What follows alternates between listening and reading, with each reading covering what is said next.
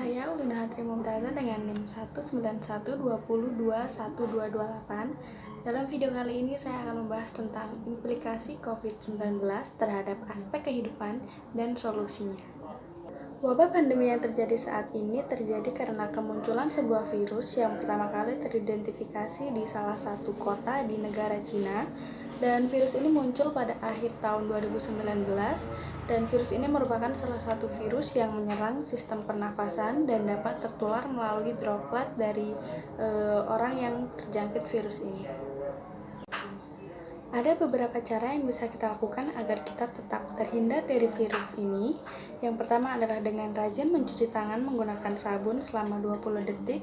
Dan jika air dan sabun tidak tersedia, kita bisa menggunakan hand sanitizer sebagai penggantinya.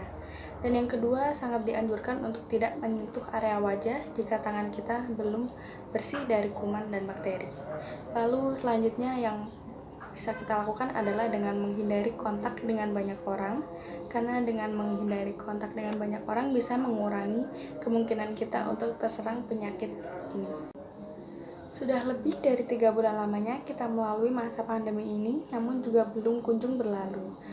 Pandemi ini tentu memberikan dampak kepada kehidupan kita dari berbagai aspek, misalkan saja karena aktivitas kita di luar rumah yang terbatasi, jadi kita harus pandai-pandai menyesuaikan aktivitas yang biasa kita lakukan sehari-harinya. Pandemi ini juga sangat berdampak kepada aspek ekonomi. Selama pandemi ini banyak sekali masyarakat yang kehilangan pekerjaannya, dan juga lapangan pekerjaan juga hampir tidak bisa ditemukan kecuali kita menciptakan pekerjaan kita sendiri. Perekonomian negara juga sangat terganggu selama masa pandemi ini karena seperti yang kita tahu, pariwisata merupakan salah satu sumber utama dari perekonomian negara, dan selama masa pandemi ini banyak sekali tempat pariwisata yang tidak diberikan izin untuk tetap beroperasi sehingga sangat berdampak kepada perekonomian negara. Rasa nasionalisme sangat erat kaitannya terhadap aspek ketahanan nasional. Selama masa pandemi ini, rasa nasionalisme warga negara sangat diuji.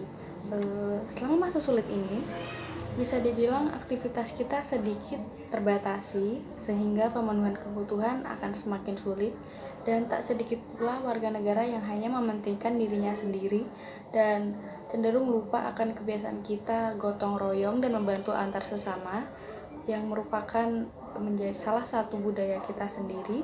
Jadi hal ini sangat berdampak kepada aspek ketahanan nasional dan budaya kita. Sebagai good citizen, kita harus mencerminkan sikap sebagai warga negara yang baik. Dalam masa pandemi ini kita bisa melakukan beberapa hal, diantaranya seperti yang pertama, ikuti aturan pemerintah. Misalkan untuk kita tetap berada di rumah. Jika tidak ada kepentingan yang sangat mendesak, sebaiknya kita tetap tinggal di rumah. Yang kedua adalah tidak panik buying. Memang antisipasi dan waspada itu perlu, namun kita juga harus mementingkan sikap empati kita. Dan yang ketiga adalah tidak menyebarkan berita hoax, karena dalam masa seperti ini, penyebaran berita hoax akan semakin memperparah keadaan.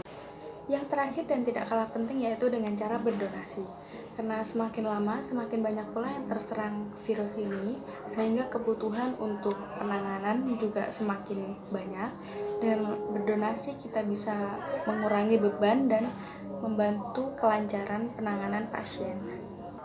Solusi yang baru saja diterapkan yaitu dengan diberlakukannya new normal. Namun tetap saja skenario ini tetap mempertimbangkan akan kesiapan dari wilayah tersebut. New normal merupakan skenario untuk mempercepat penanganan virus COVID-19 dalam aspek kesehatan dan sosial ekonomi. Sampai saat ini sudah ada 4 provinsi dan 25 kabupaten atau kota yang tengah siap untuk menuju new normal. Pandemi telah memberikan banyak implikasi terhadap kehidupan kita, dan tugas kita adalah memutus rantai penyebaran virus ini dengan cara mematuhi segala kebijakan yang telah diberikan oleh pemerintah, sehingga segala aspek kehidupan tetap berjalan dengan baik, serta tentunya tidak melupakan kewajiban kita sebagai warga negara.